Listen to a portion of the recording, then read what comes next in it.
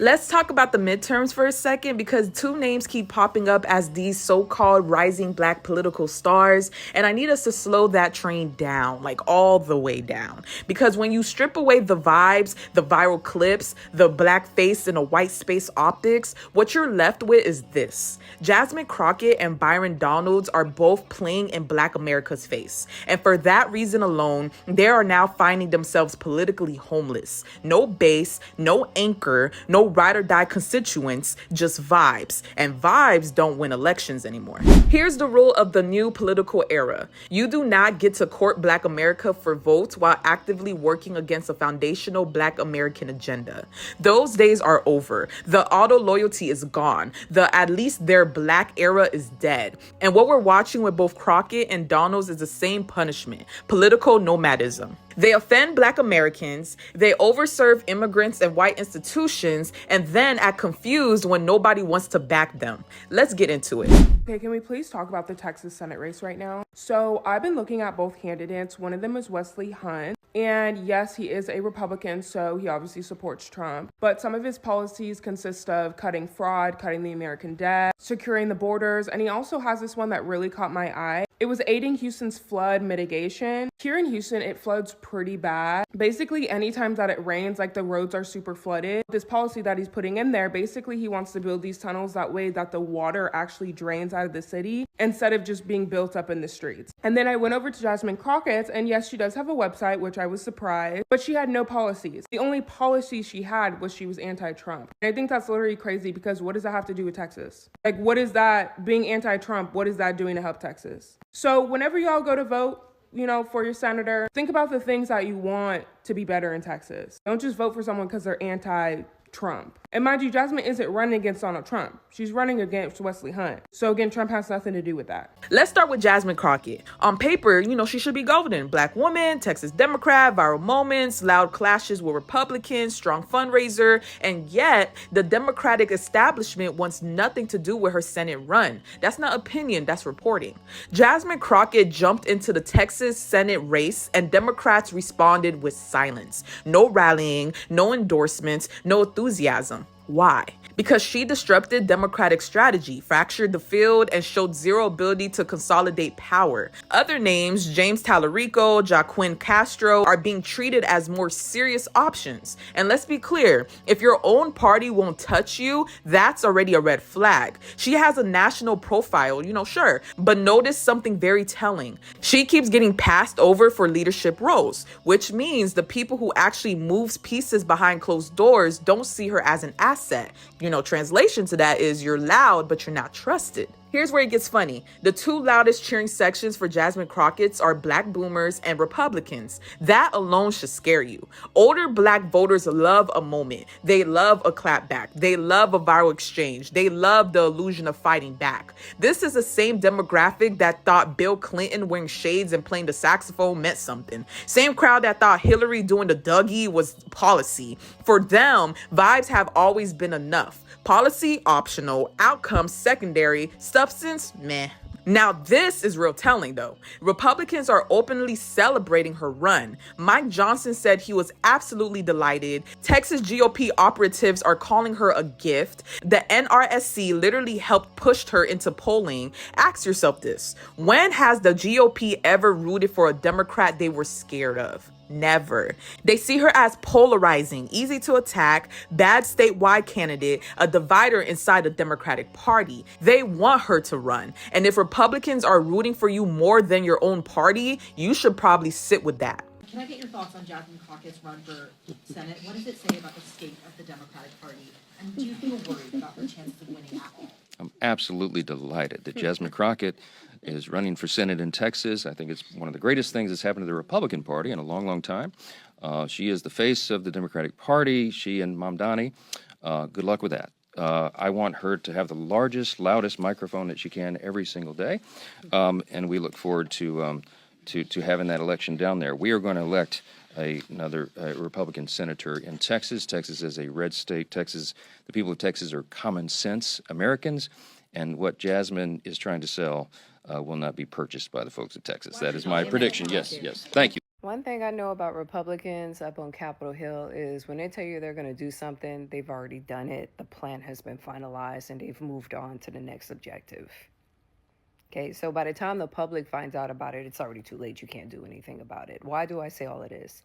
Because if you do a simple Google search in regards to why Jasmine Crockett is running for senator, she did not get the blessing from the Democratic Party. She was convinced by the Republican Party via the Republican Senatorial Convention to run for Senate. I didn't put two and two together until I seen the video of the Speaker of the House talking about, we are happy that she is running. We want her to run. And I'm like, why? And then I went on her website. This is not about the people of Texas. She don't give a fuck about the people of Texas. She's running for Senate because of her ego. Because her ego is bruised due to the fact that she is the first sitting congresswoman to lose her district. And while people in the comment section do not have the intellectual range or comprehension to know the difference between seat and district, she didn't lose her seat because by law, she's still a sitting member of Congress.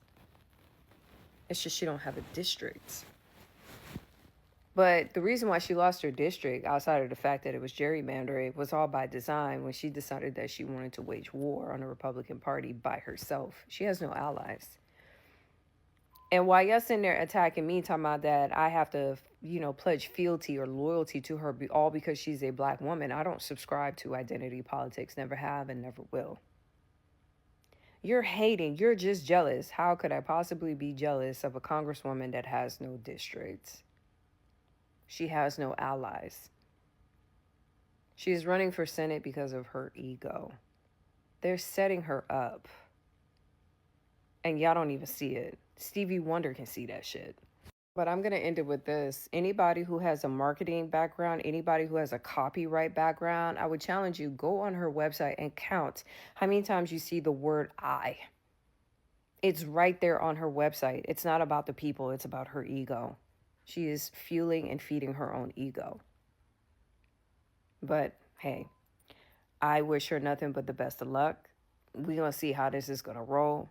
It's one thing to declare war or have a beef with one or two members of the Republican Party, but to declare war on the entire Republican Party at all levels of government, and you're alone and unafraid and by yourself and you have no allies to stand with you, child, sweet baby Jesus, you bit off more than what you can chew. And this is why I said in the original video, she did not read the room at all.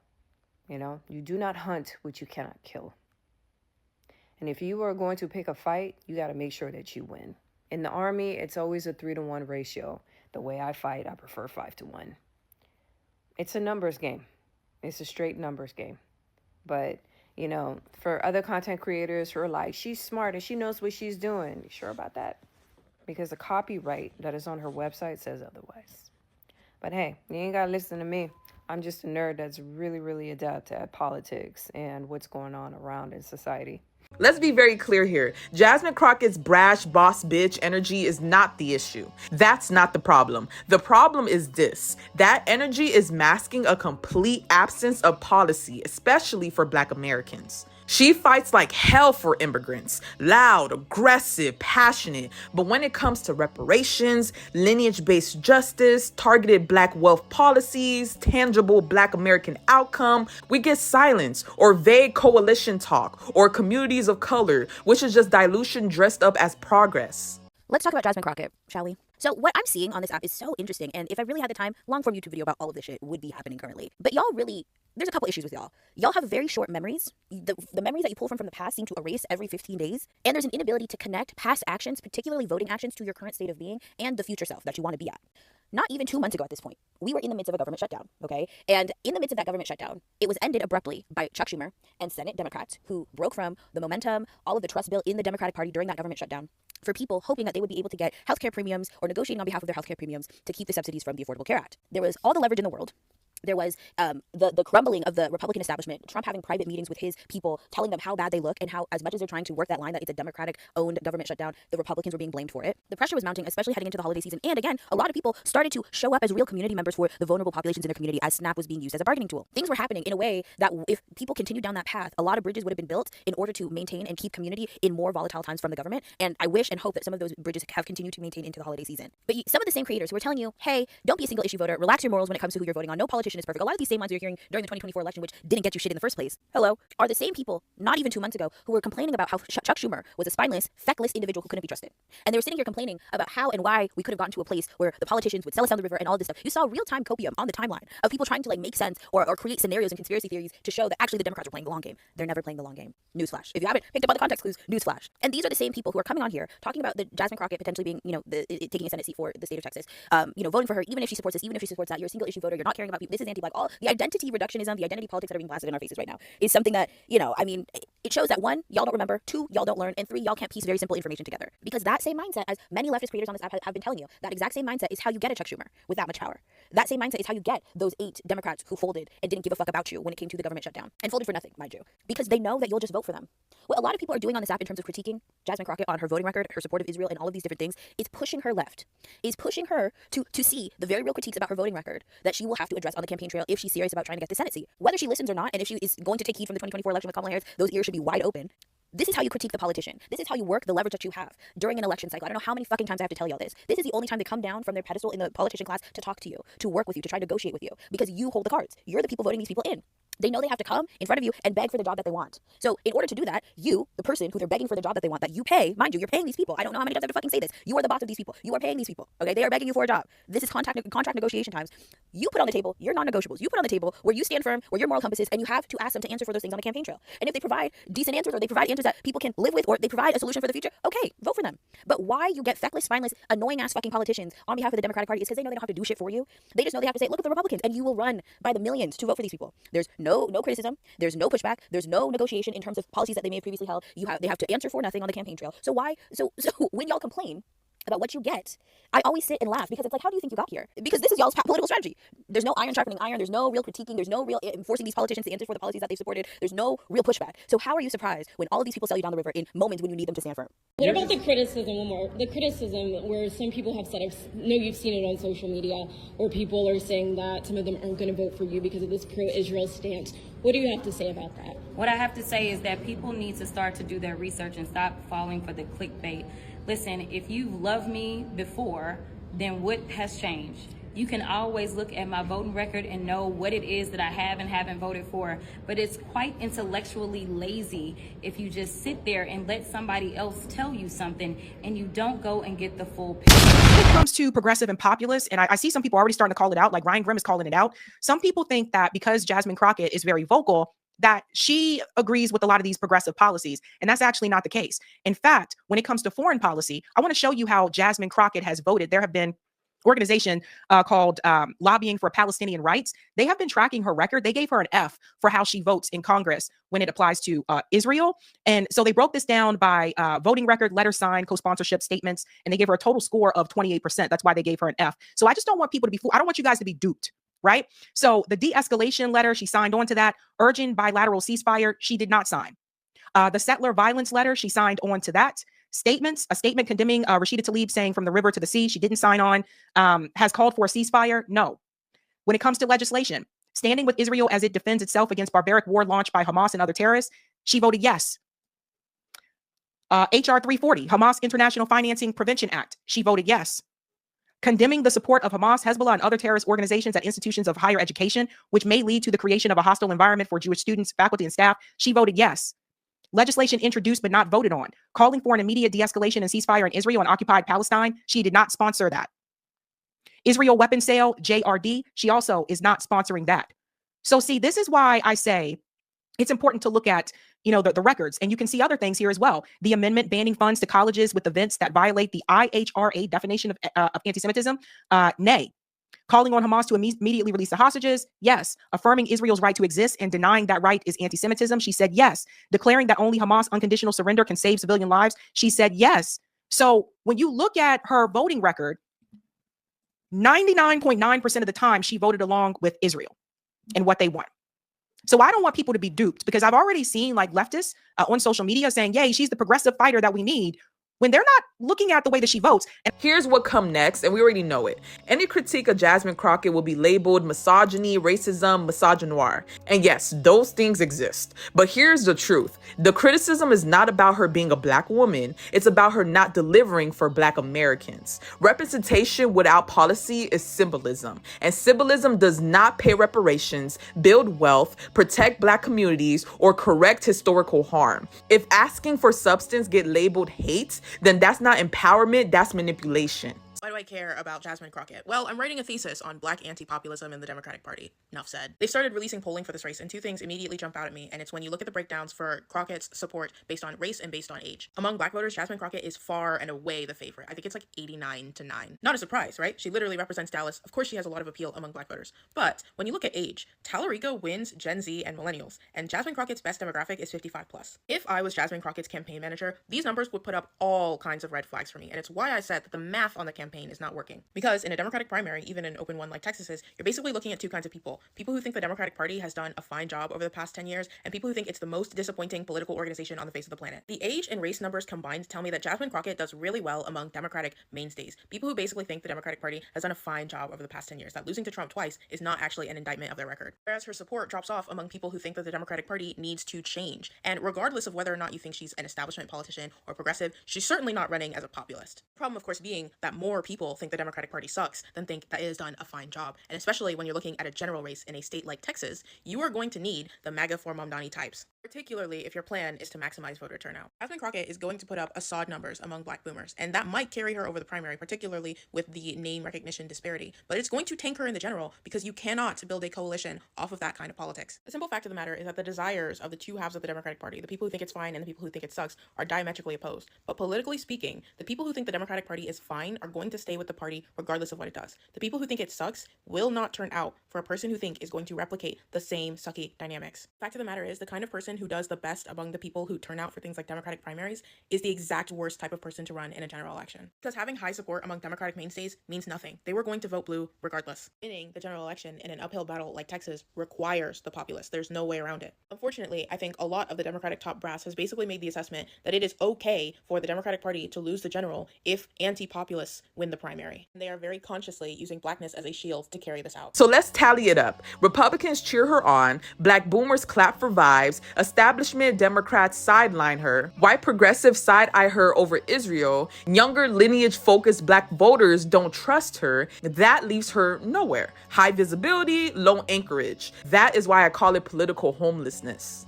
Now let's talk about Byron Donalds, because this one is actually sad in a predictable way. Byron Donalds announced his Florida governor run with Trump's endorsement. Trump literally called him one of the good ones. And if that didn't tell you everything you need to know, I don't know what will. Florida Congressman Byron Donalds traveled far and wide to be up under his man to show support for him, lasting off in his rocket, likely with the rest of his crew, to show fealty to Donald John Trump, only for that man to get on that stage and say, "Look who we have." Byron, stand up, please. Superstar of the future, Byron Donalds, Florida. Wow, that's nice to have you here. He's great. He knows exactly what I'm talking about. That one is smart. You have smart ones and you have some that aren't quite so good. But we have one of the good ones. One of the good ones.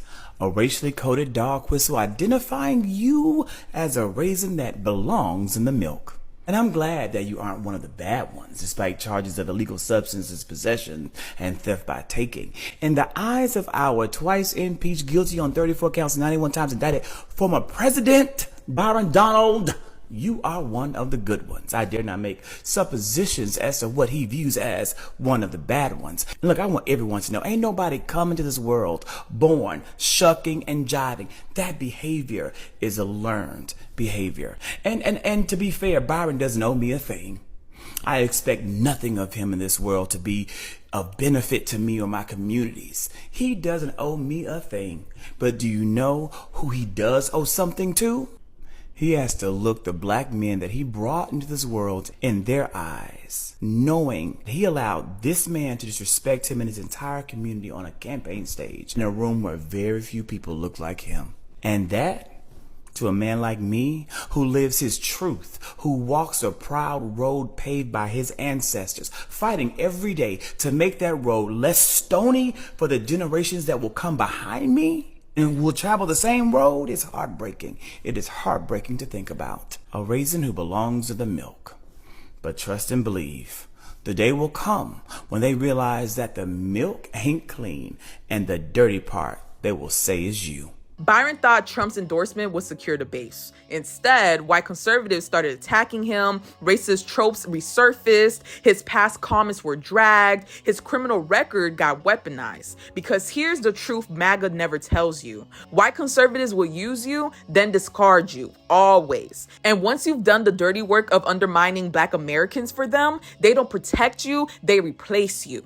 Donalds says those claims are inaccurate. He claims he was arrested for possession of pot, not distribution, and the second offense was for theft, not taking a bribe. 15 years ago, I never got the $1,000, but I had to make restitution to the bank in excess of $7,000. So let's be honest, Byron Donalds is Jamaican American. That matters in lineage politics. And he is openly anti-reparations. That's not a disagreement, that's a deal breaker. You cannot reject reparations, dismiss lineage-based justice, center immigrant narratives, and still expect Black American votes. That's playing in our face. And Trump. Dr. King said at the tail end of his life, he said, we're going to Washington to get our check. You understand? So now, what is your position on reparations? Thank you. Great question. Thank you. If we could all be quiet and let them answer. Thank you. Thank you. I'll be direct. First of all, I'll be direct with you. I'll be. We don't want to hear the Jim Crow stuff. Listen, I'm gonna be direct with you. I don't believe in reparations. I don't. Well, then you don't believe in the Black community. That's I will tell you, brother, in the hat with the glasses on, that's not true. What I will tell you is that there's a question if you're going to get into the full economics of reparations right now. Question number one, of all Black people in the country, how many of them are actually descendants of slaves? Because you've had a lot of immigration over the last 100 years in America. Of American slavery. There was slavery in the Caribbean. The one brother came up, he said that he's first generation, the brother in the Congo, because his parents came from Jamaica. My grandmother is from Jamaica, so my grandmother's Jamaican. I know exactly what you're talking about. My mother was born in the United States. I'm born in the United States. So this is a fundamental question. You a Black man, I'm a Black man. Am I eligible for reparations right now? I would say the answer is no, I'm not. Because my family is from Jamaica. My father's Panamanian. His grandparents were born in Panama. My father immigrated to the United States. So does that make me eligible? So you got to go through all of that. That's step one. Step number two, slavery under federal law was ended in 1865. The Jim Crow era ended, obviously, with the 64 Civil Rights Act, the 65 Voting Rights, etc. The fundamental question is, you've now had 3 generations of Black people come up in the United States. As a Black kid today, does he get reparations? Third question. Hold on now. Third question. You got a lot of other people in the United States. Asians, are they responsible for the cost of the slave trade? No, because they're of Asian descent. People of Indian descent. People who are Hispanic in the United States, the largest growing population in the United States. And of course, the dominant population is still the white population. But even in that, it's not just Southern whites that were plantation owners from their grandfathers. So if you're going to talk about reparations today, what you're talking about is taking money from other Americans, which quite rightly, the pain and the toil that did happen in America through slavery, through Jim Crow, but now you're asking Americans today and in the future to pay that bill. Is it that bill? Is it their bill, Americans today, to pay? I'll ask you a slightly different question. It's not reparations. It's about Joe Biden's student loan bailout. And I'm not going off, but it's a comparison point. 2/3 of the American people did not go to college. Is it okay for Joe Biden to say, well, we're going to forgive student loans, even though 2/3 did not go to college? It is now the debt burden of the 2/3 of the American people that did not go. I will tell you the answer is no. People may not like that. But that's the reality. And brother, I want to be respectful of you because I understand the reparations argument. But we are now more than 150 years from the Emancipation Proclamation. We are easily 80 years from the end of the Jim Crow era. Who now? I just addressed it. I said no, and now I'm giving my answer. And here's the thing. So here's what I'm gonna say, because and I want to thank you for your service. Because what's coming up in the room is taking you too long to answer. Oh, I'm sorry. Do you want Vice President Harris to talk about Venn diagrams and then tell you, yeah, okay, yes? Is that what we're gonna do? Do you want Joe Biden to not even be able to answer your question because he won't get into the details of this? Because the reality is you have a lot of people who will throw out talking points because it sounds good, because they want your vote, but they're not going to do what's necessary to make sure that you're successful in this country.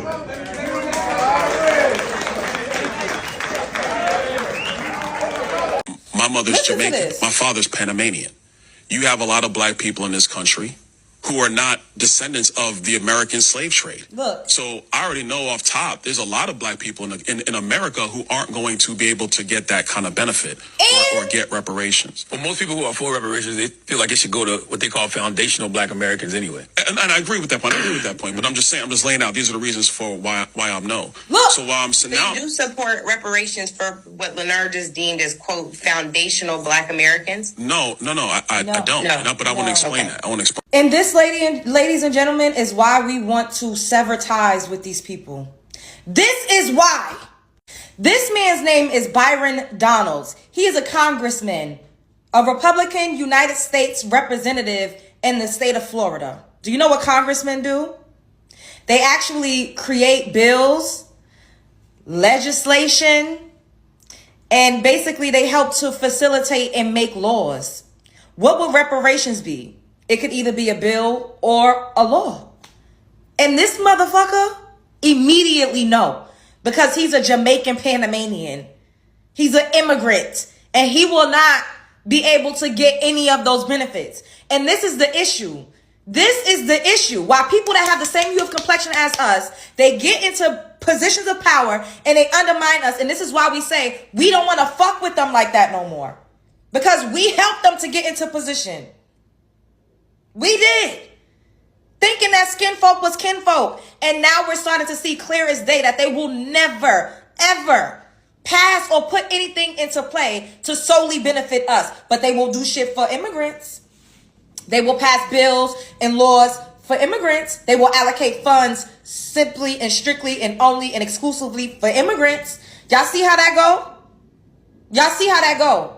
Yeah, people keep saying we need unity, we need unity. What the fuck are we benefiting from these people? They don't even fuck with us. And when they get in positions where they could do something for us, they're gonna say no if they're not benefiting from it. But they will, like I said, we got to run it back again. They will do something that's going to only solely benefit them.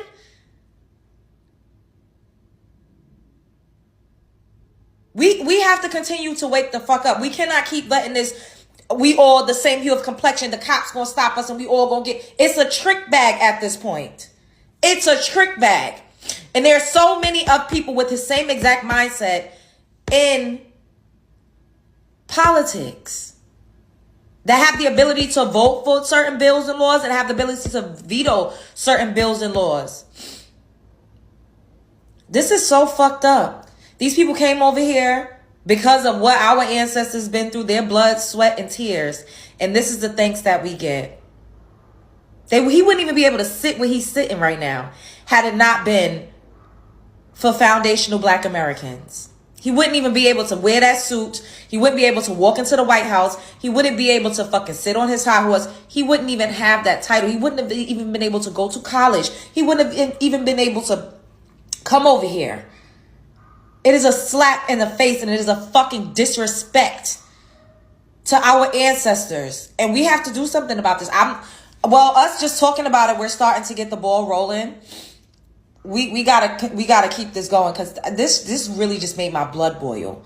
And a lot of them are in these positions and they share these same exact sentiments. Back in the day, Byron got friendly platforms, soft interviews, respectability polishing, let's hear him out energy. That grace period is over. Nobody's buffering his nonsense anymore. And now he's realizing MAGA doesn't love him for real. Black America doesn't trust him. Florida GOP doesn't believe in him. That's what political homelessness looks like. Here's the irony. Both Jasmine Crockett and Byron Donalds have managed to do something rare. They pissed off black voters and white voters at the same damn time. That actually takes skill, I'm not gonna lie. They've offended the base they need while over-serving the people who will never fully accept them. Here's the reality they're running into. Lineage politics is no longer theory, it's enforcement. Black America is no longer rewarding symbolism. We are asking one question now. What are you doing for foundational Black Americans specifically? If your answer is vague, if it's immigrants first, if it's coalition only, if it's vibes without policy, you don't get our votes, period. Jasmine Crockett and Byron Donalds are not victims of racism or misogyny. They are victims of accountability. And the new Black political reality is simple. If you keep playing in our face, you will stand alone at the ballot box. No base, no backup, no excuses. So this has been the Culture Debrief. Please like, comment, and subscribe. And I talk about Black news all the time, so just stick around and support.